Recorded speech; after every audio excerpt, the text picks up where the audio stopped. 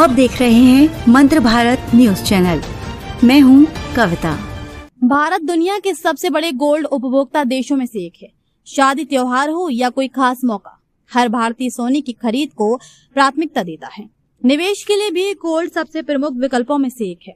हालांकि पीएम मोदी ने देशवासियों से अपील की है कि कोई भी एक साल के लिए सोने की खरीदारी नहीं करे। अगर लोग पीएम मोदी की इस अपील को मानकर एक साल तक गोल्ड नहीं खरीदते हैं तो इसका असर सिर्फ ज्वेलरी मार्केट तक सीमित नहीं रहेगा।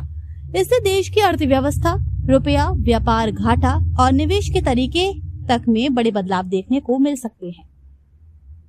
ताजा आंकड़ों के मुताबिक भारत में कुल सोने की मांग आमतौर पर 600 से 800 टन के बीच रहती है। पिछले साल यानी कि 2025 में ये मांग लगभग 710.9 टन रही थी।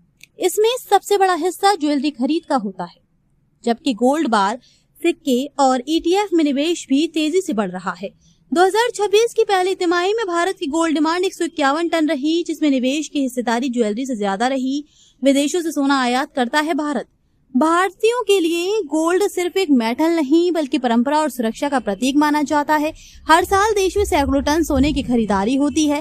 त्योहारों, शादियों और निवेश के नाम पर लोग बड़ी मात्रा में गोल्ड खरीदते हैं। भारत अपनी जरूरत का ज्यादातर सोना विदेशों से आयात करता है। यही वजह है कि जब भी गोल्ड इंपोर्ट बढ़ता है तब देश से बड़ी मात्रा में विदेशी मुद्रा बाहर जाती है।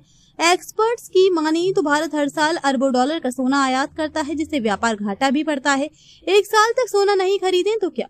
अगर भारत के लोग एक साल के लिए सोना खरीदारी कम कर दें या पूरी तरह से बंद कर दें तो सबसे बड़ा असर देश के इंपोर्ट बिल पर देखने को मिलेगा। सोने की आयात घटने से भारत सरकार को विदेशी मुद्रा बचाने में काफी मदद मिल सकती है। अगर ऐसा होता है तो डॉलर की डिमांड घटेगी और रुपए के ऊपर से प्रेशर भी कम होगा।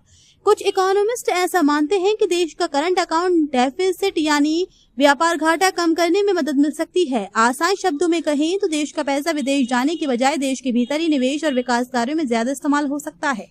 भारतीय अर्थव्यवस्था को मिलेगी रफ्तार। भारतीयों की कमाई का बड़ा हिस्सा सोने की खरीदारी में जाता है, जो लॉन्ग टर्म तक निष्क्रिय पड़ा रहता है। अगर लोग सोना खरीदने की जगह बैंक, एफडी, एसआईपी, शेयर बाजार या सरकारी योजनाओं में पैसा लगाना शुरू करें तो अर्थव्यवस्था को ज्यादा फायदा हो सकता है। इससे बैंकों के पास ज्यादा पूंजी आएगी और उद्योगों को लोन देना आसान हो सकता है। शेयर बाजार और म्यूचुअल फंड में निवेश बढ़ने से कंपनियों को विस्तार करने में मदद मिलेगी। इससे रोजगार के नए अवसर भी पैदा हो सकते हैं।